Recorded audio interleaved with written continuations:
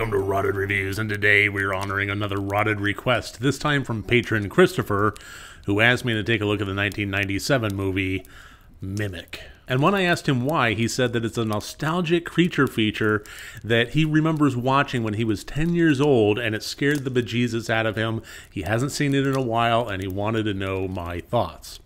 Well, being a big fan of Guillermo del Toro, this is not my first watching of Mimic, but I actually did make a special point of seeking out and watching the director's cut this time. I love revisiting movies that hits us with the nostalgia, the things that has resonated with us throughout our lives, and figuring out what impact it makes on us now versus what impact it made on us then, thereby almost having a control set to show us our own growth over time. I have several of those movies myself, and I'm happy to take a look at this one for Christoffer and give my thoughts on it. So this was written and directed by Guillermo del Toro, and it was his second feature-length motion picture coming between Cronos and The Devil's Backbone. This was also written by Matthew Robbins and based on the short story Mimic by Donald Wollheim. In a somewhat timely, if not entirely quite prophetic series of events, a nasty virus is hitting the island of Manhattan, which seems to be targeting its children.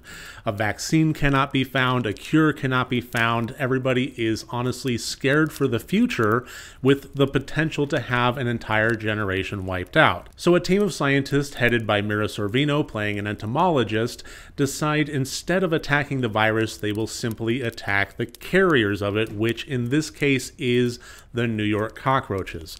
So to fight fire with fire, they basically unleash a series of genetically created bugs that are supposed to have a finite one-generational lifespan and stimulate the metabolism of the New York cockroaches to the point where they're going to basically starve to death right quick. And it's a massive success! Yay! Children are saved, everybody's happy, except 3 years later, they come to find that that one generation of bug that they put out there might have survived a bit longer.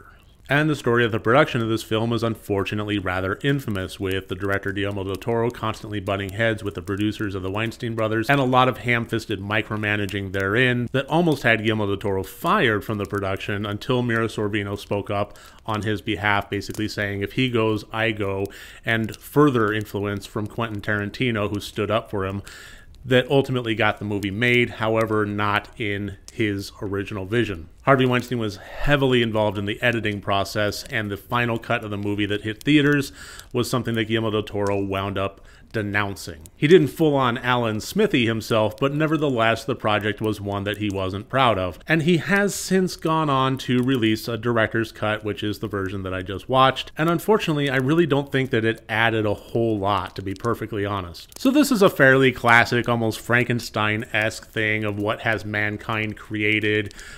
Is the cure worse than the disease, along those lines, things like that. It's a pretty well-trod storyline, but a fairly unique take on it, and some pretty interesting creature design to go along with it. Of course, when it comes to creature effects, I wouldn't expect anything less from Guillermo del Toro. I think that overall, this was a fairly halfway decent, average creature feature movie that doesn't have a whole lot else going for it, but is still entertaining in its own right. And Christoffer, I can absolutely see why it scared the bejesus out of a 10-year-old. But I think we're also talking about a situation in which I'm looking at a film that's fairly average from a filmmaker that is anything but. So even though I would ordinarily laud over this one, I can't help but think that maybe this was a missed opportunity, and I could definitely see where the strife during production shone through. This is a situation where I just don't know how much a director attempting to recreate his original vision with the footage that was already shot, redone in the editing room, could possibly have saved it. With so much footage oversaw by the Weinstein brothers and filmed with a secondary camera crew, I just don't know how much dailies exist that could replicate, no matter how much you edited it, into something that del Toro could possibly say matched his original vision during pre-production. I think where this movie fell down for me more than anywhere else is the characters. We had half the pool of characters in this movie that were fairly interesting and heavily underutilized,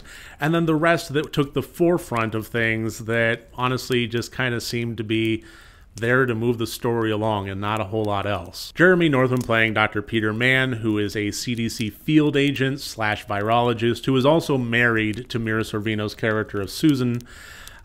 he just didn't really carry any leading man presence. There was nothing terribly interesting about him or his performance. I'm not going to say that it was bad, it wasn't, but there was also nothing about it that stood out or stood above or brought the character to life in any way. I thought that Mira Sorvino did a tremendous job, as she honestly often does, but I think a lot of the best parts of her performance were in the beginning of the film, where she was really spotlighted.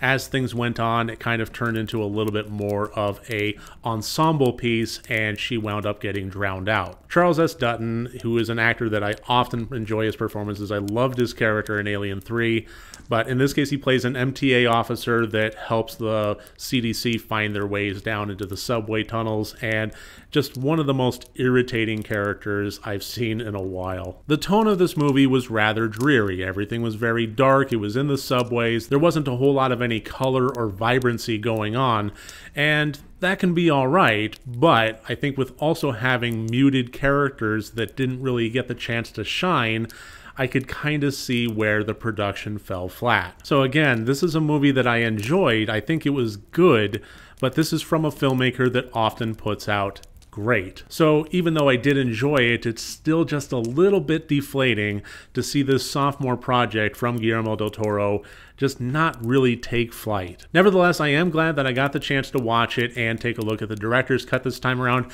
Thank you so much, Christopher, for recommending it to me, and thank you for watching this video. I do hope you enjoyed it. If you did, please click like and subscribe. Remember, next time you want to watch a horror movie, first make sure that it's good and rotted.